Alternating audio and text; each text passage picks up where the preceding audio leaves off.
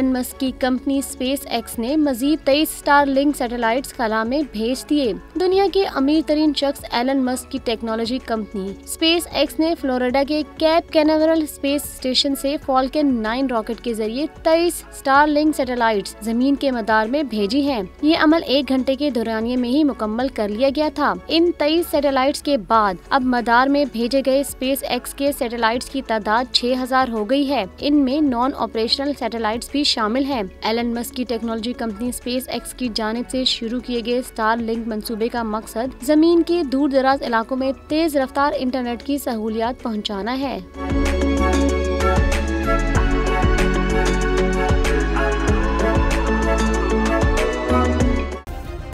Subscribe करें और bell दबाएं ताकि कोई खबर रह न जाए।